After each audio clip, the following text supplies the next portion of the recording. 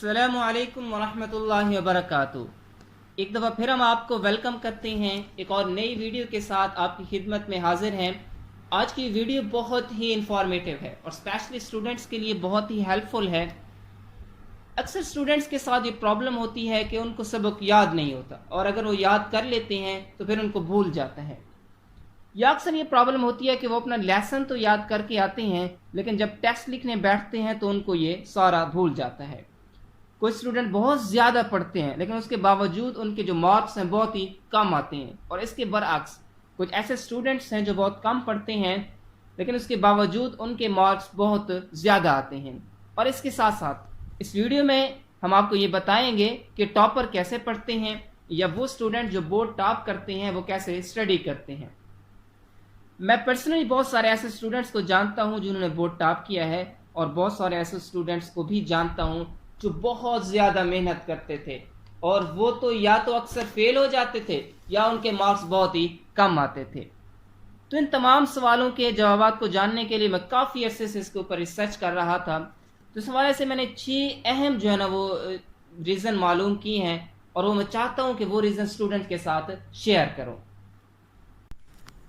लेकिन वीडियो में आगे बढ़ने से पहले एक छोटी सी गुजारिश है, और वो गुजारिश ये है कि अगर आप हमारे इस चैनल पर न्यू हैं तो चैनल को सब्सक्राइब कर दें और इसके साथ बेल आइकॉन को भी प्रेस कर दें, और अगर वीडियो अच्छी लग रही है तो वीडियो को लाइक भी ज़रूर कर दें और दोस्तों के साथ इसको शेयर भी करें। सबसे पहली और इम्पॉर्टेंट जो चीज़ है वो ये है कि आपकी ज़िंदगी का कोई पर्पज़ होना चाहिए, कोई एम होना चाहिए, कोई मकसद होना चाहिए। आप जिस फील्ड का भी इंतखाब करते हो, जिस फील्ड में भी चाहते हो, कोशिश करें कि उस फील्ड का इंतखाब करें जिस फील्ड में आपकी ज़्यादा इंटरेस्ट हो, क्योंकि काम करने का मज़ा उस वक्त आता है जब आपका उस काम में इंटरेस्ट ज़्यादा होता है। तो सबसे जो अहम बात है वो ये है कि आपकी जो चॉइस ऑफ सब्जेक्ट है वो बेहतरीन होना चाहिए। आप चाहे साइंस में जा रहे हो चाहे आर्ट्स में जा रहे हो, हमेशा उस फील्ड का इंतखाब करें जिसमें आपकी इंटरेस्ट ज़्यादा हो। हमेशा ये लोग कहते हैं कि साइंस एक ट्रेंड चला आ रहा है, बिहार कोई जो है ना वो साइंस की तरफ जा रहा है, लेकिन मैं जिस नतीजे पर पहुंचा हूं ये पहुंचा हूं कि साइंस हो या आर्ट्स हो, हमेशा जो भी फील्ड हो हमेशा उन स्टूडेंट्स की, उन लोगों की मांग होती है जो उस फील्ड के अंदर परफेक्ट होते हैं। अब आप साइंस में चले जाते हो लेकिन आपके मार्क्स बहुत ही कम आते हैं तो आपका साइंस में जाने का कोई फायदा नहीं है। आप आर्ट्स में चले जाते हो, बहुत अच्छे मार्क्स ले जाते हो, तो आपके जो चांस हैं और आपके जो है ना वो ग्रो होने के चांस है वो बहुत ही बढ़ जाते हैं। तो इसी लिहाज से आपकी पहली बात है आपकी ज़िंदगी का कोई पर्पज़ होना चाहिए और आपकी जो चॉइस ऑफ सब्जेक्ट है वो बेहतरीन होने चाहिए। हमेशा उस सब्जेक्ट को चॉइस करें जो आपका फेवरेट हो। दूसरी बात जो स्टूडेंट्स के लिए बहुत ही हेल्पफुल है वो ये है कि स्टूडेंट्स अपना टाइम टेबल बनाएं। आप अपना प्रॉपर टाइम टेबल बनाएं कि कौन से वक्त कौन से सब्जेक्ट को पढ़ना है और किस सब्जेक्ट को कितना टाइम देना है, मेजर सब्जेक्ट को कितना टाइम देना है और माइनर सब्जेक्ट को कितना टाइम देना है। और इसके साथ आप जो समझते हैं कि जो सब्जेक्ट आप मुश्किल है आपके लिए आप उसको ज़्यादा टाइम दें, और जिस सब्जेक्ट को आप समझते हैं कि वो ईजी आप उसको थोड़ा सा उसकी निस्बत कम टाइम दें। और दूसरी सबसे अहम बात यह है कि आप टाइम टेबल तो स्टूडेंट अक्सर बना लेते हैं लेकिन उसको फॉलो नहीं करते। 2 दिन फॉलो करते हैं फिर 3 दिन जो ना फॉलो नहीं करते। आप अपनी मसरूफियात को देखकर एक ऐसा टाइम टेबल बनाओ। मसरूफियात क्या होते हैं, स्टडी से बढ़कर तो कोई मसरूफियात नहीं होती। तो आप ऐसा टाइम टेबल बनाएं जिस टाइम टेबल को आप रेगुलरली फॉलो करें। ये ना हो 2 दिन पढ़ें और फिर उसके बाद पढ़ना छोड़ दें। तो हमेशा ऐसा टाइम टेबल बनाएं जिसको आप क्या करें, रेगुलरली फॉलो करें, रोजाना की बुनियाद पर उसको फॉलो करें। तो तभी जो है ना वो आप एक अच्छे मार्क्स ले सकते हैं और तभी आप इंशाल्लाह जो है ना वो बोर्ड की पोजीशन या बोर्ड के टॉपर में शामिल हो सकते हैं। तीसरी और सबसे अहम बात जो स्टूडेंट्स के लिए बहुत ही हेल्पफुल है वो ये है कि आप अपनी हैंड राइटिंग के ऊपर फोकस करें। आपकी हैंड राइटिंग जितनी अच्छी और खूबसूरत होगी आपके मार्क्स उतने ही ज़्यादा अच्छे आएंगे। अक्सर लोग कहते हैं कि हैंड राइटिंग का कोई इफेक्ट नहीं होता। हैंड राइटिंग का भाई मार्क्स के ऊपर बहुत इफेक्ट होता है। जो लोग बोर्ड टॉप करते हैं उनके पेपर रीचेक होते हैं और जब रीचेक होते हैं तो वहां पे हैंड राइटिंग बहुत ज़्यादा काउंट होती है। तो आप अपनी हैंड राइटिंग के ऊपर फोकस करें। जितना आपकी हैंड राइटिंग अच्छी होगी उतना ही आप समझ लें कि आपकी मार्क्स के अंदर उतना ही ज़्यादा जो है ना वो बेहतरी आएगी। और नंबर 4 पे है जी, सबसे जो इम्पोर्टेंट चीज़ है वो ये है कि आप जो चीज़ भी याद करें उसको रिवाइज करें। यानी जितना आप उन चीज़ों को ज़्यादा से ज़्यादा रिवाइज करेंगे वो चीज़ें एक लंबे अरसे तक आपकी मेमोरी में स्टोर रहेंगी। क्योंकि साइंस की रूह से हमारा जो ब्रेन होता है, ब्रेन के बेसिकली 3 पार्ट होते हैं। फोर ब्रेन होता है, मिड ब्रेन होता है और हाइंड ब्रेन होता है। अब जो फोर ब्रेन होता है, सबसे बड़ा जो पार्ट होता है वो फोर ब्रेन।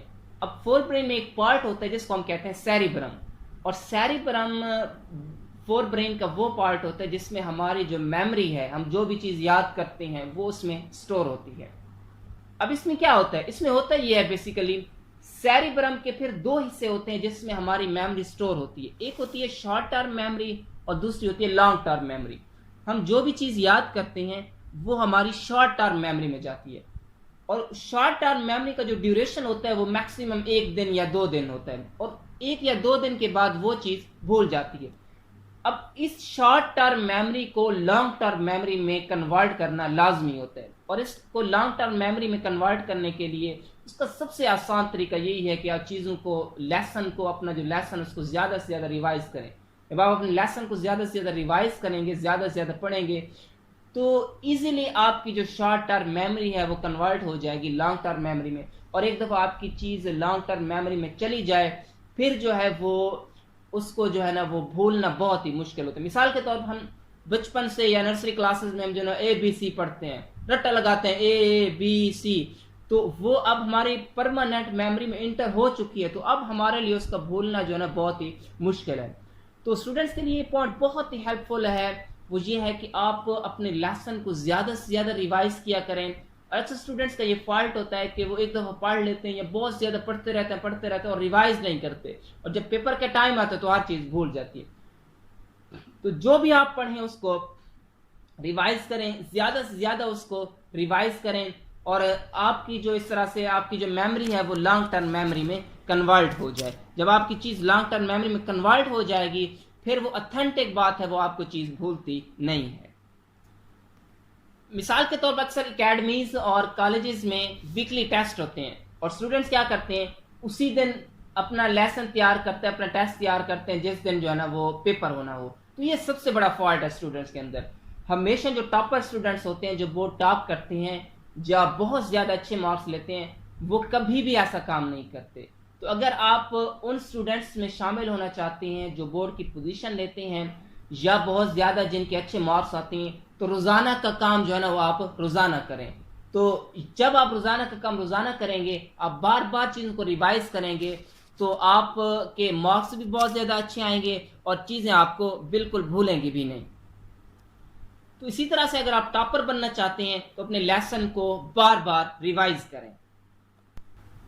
5वीं बात जो सबसे अहम और इम्पॉर्टेंट है और स्टूडेंट्स के लिए बहुत ही हेल्पफुल साबित हो सकती है वो ये है कि अपने काम में कंसिस्टेंसी रखें।